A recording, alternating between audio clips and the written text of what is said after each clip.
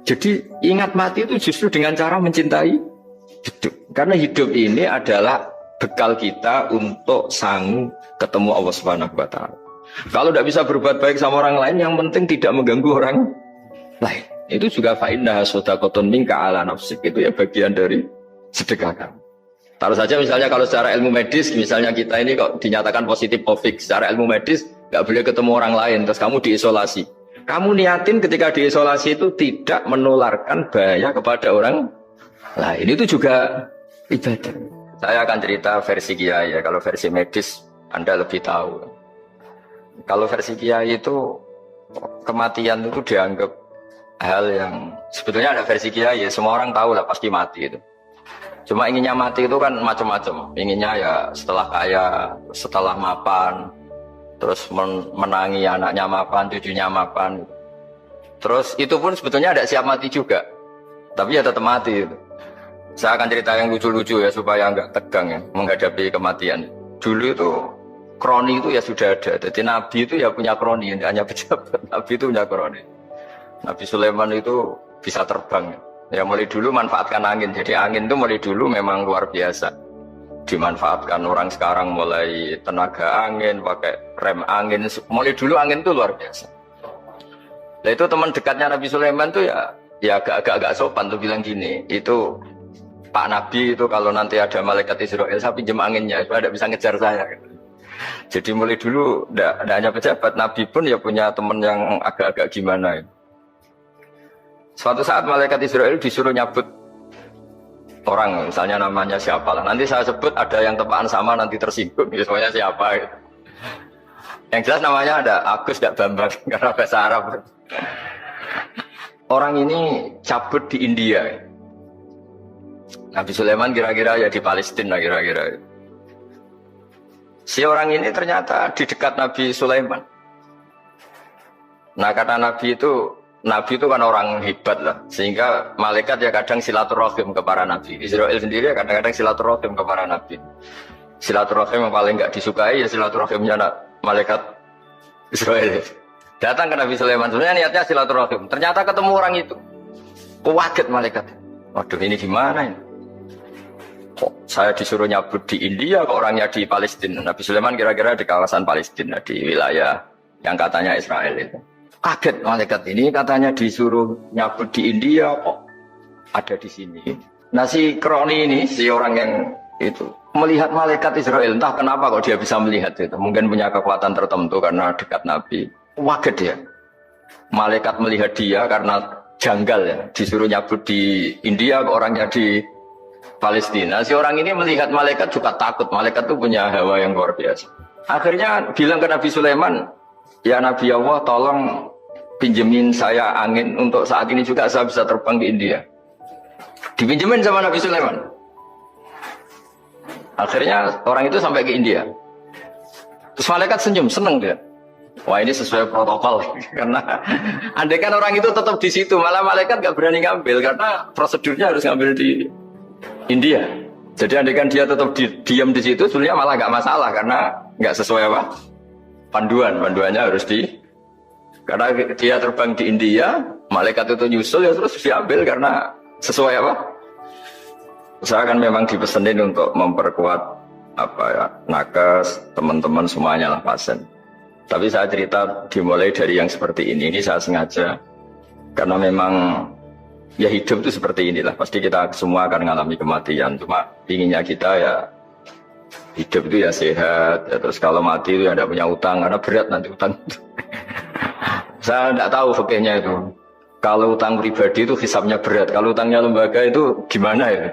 Dihitung salahnya direkturnya, dihitung salah karyawan yang minta naik apa? Gaji. Saya tidak tahu kayak utangnya Indonesia itu yang disalahkan itu menterinya apa presidennya, apa yang selalu mengajukan gaji 13. Tidak tahu itu, karena di kitab tidak dibicarakan, yang dibicarakan utang-utang apa. Nah singkat cerita itu, kalau ngadepin kematian atau sebenarnya yang ngadepin kehidupan juga kita ini. Inna sholati wa nusuki wa mahyaya wa mamati lillahi rabbil alamin. Saya bicara ilmunya kiai. Misalnya si A itu sebenarnya sudah ditulis dia mati karena kecelakaan. Yang satu ditulis mati karena sepuh, karena tua. Yang satu mati karena tersedak, yang satu mati karena ngelindur. Mungkin yang satu mati karena tenggelam. Laqad kunta fi ghaflatin min hadza fakashafna ankal ghita'aka fabasarukal yauma hadid. Manusia ketika di dunia itu dianggap tidur. Tidur itu dengan tanda kutip itu bodoh. Bodoh itu tidak tahu. Fakashafna ankal ghita'aka. Nanti setelah kamu mati itu pinter. Tapi ketika Anda pinter sudah meninggal, sudah tidak bisa memperbaiki kesalahan-kesalahan kita. Nah di sini saya ingin mengingatkan apapun kondisi kita, yang jelas itu ingat selalu kepada Allah Subhanahu wa Ta'ala. Caranya ingat gimana? Kata Nabi, kamu bayangkan musibah yang lebih ekstrim, kamu akan tahu yang kamu alami itu ahwan wa aisar, yang kamu alami itu ringan sekali. Ringan seringan-ringannya. Saya beri contoh ya, kalau Anda belajar misalnya orang ahli meteor, ahli apalah, ahli perbintangan. Ketakutannya pasti benda langit ini jatuh kemudian menimpa bumi. Nah ketakutan yang menjadikan kematian dia banyak. Kalau baru tsunami aja ya orang takutnya ke tsunami. Nanti kalau ada kematian gempa ya takutnya gempa. Kalau temanya COVID ya takutnya COVID.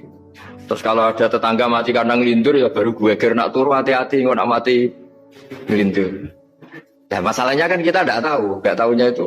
Ya tadi takutnya COVID ternyata catatannya itu mati kecelakaan, takutnya kecelakaan ternyata matinya itu ngelindur. Kan kita tidak pernah tahu. Dari tidak pernah tahu itu kemudian agama datang dengan anjuran sudahlah kamu tawakal bahwa semua urusan kamu di tangan Allah Subhanahu wa Ta'ala. Inna sholati wa nusuki wa mahyaya wa mamati lillahi rabbil alamin la syarikalah. Yes, ibadah kita, sholat kita, hidup kita, mati kita semua di tangan Allah Subhanahu wa Ta'ala. Sehingga dengan berpikir begini ini melihat COVID itu ya kayak melihat potensi kematian yang lain, kayak karena gempa, likuifaksi, kecelakaan, karena ngelindur, karena macam-macam. Kenapa saya membuat atau menyarankan ya supaya orang berpikir demikian, supaya bersyukur bahwa kita ini dihimpit, disekelilingi penyebab kematian tadi. Kalau kita ahli meteorologi mungkin takutnya itu asteroid jatuh, terus kemudian meteor jatuh yang nggak habis digesek oleh sistem alam, terus macam-macam. Yang ahli gempa juga takutnya gempa, yang ahli tsunami takutnya tsunami, yang ahli sosial takutnya Indonesia chaos, kemudian saling apa? Bunuh, saling apa dan sebagainya dan sebagainya. Nah dengan keadaan seperti ini kita ini baik sekali. Bukan sekedar baik sekali. Kita tidak mengalami chaos sosial, kita tidak mengalami likuifaksi, kita tidak mengalami benturan benda langit di bumi kita. Karena itu sekali terjadi, bukan 1-2 lagi, tapi habis seluruh Indonesia, mungkin seluruh dunia. Nah di sini cara Allah membuat kita selalu bersyukur bahwa hal-hal itu tidak terjadi. Jadi ada sebuah ayat yang Allah selalu mengingatkan, A'amintum man fis sama ayakhsifa bikumul ardo fa idza hiya tamur. Kamu boleh sekali-kali berpikir, bumi ini justru potensinya itu likuifaksi, potensinya itu hancur karena di bawah itu ada magma, ada minyak, ada macam-macam. Ini kan di bawah ini kan ngerongkong cara Jawa itu karena diambilin terus. Piro-piro diambil ya ini ya ono masih bisa dipakai. Belum sistem bumi sendiri wafil arti kita mutajawirat, bumi sendiri itu berubah lempengan-lempengan. Setiap saat itu potensinya geser, sekali geser ya jadi gempa. Terus belum benda langit yang potensinya juga jatuh, sekali jatuh ya habis. Jadi yang kita ini dikepung sekian potensi yang bisa menghancurkan kita. Tapi nyatanya mulai Nabi Adam sampai sekarang itu ada kehidupan, ada khayal. Sing Joko yang kepengen payu rabi, mungkin sing wis payu rabi yang mbok kepengen boraro, macam-macam lah. Tapi yang jelas itu wong dikepung kematian kok ya khayalnya masih tinggi. Gitu. Tapi ini saya cerita supaya orang Indonesia itu ngerti lah bahwa yang ngepung kita itu tidak hanya COVID.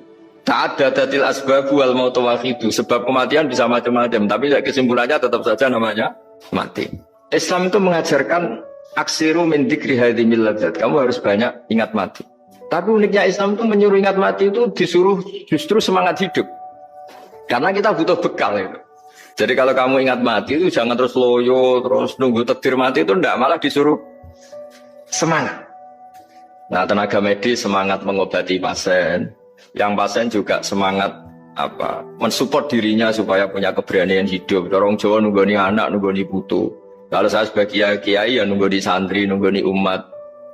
Jadi ingat mati itu justru dengan cara mencintai hidup. Karena hidup ini adalah bekal kita untuk sanggup ketemu Allah Subhanahu wa taala. Kalau tidak bisa berbuat baik sama orang lain, yang penting tidak mengganggu orang lain. Itu juga fa'innaha shadaqatun minka ala nafsik, itu ya bagian dari sedekah kamu. Taruh saja misalnya kalau secara ilmu medis, misalnya kita ini kok dinyatakan positif COVID, secara ilmu medis nggak boleh ketemu orang lain, terus kamu diisolasi. Kamu niatin ketika diisolasi itu tidak menularkan bahaya kepada orang lain, itu juga ibadah. Jadi ibadah itu gampang sekali, mudah sekali. Karena agama ini yuridu wa bikumul yusra wala yuridu bikumul usra. Agama ini mudah, bukan sulit.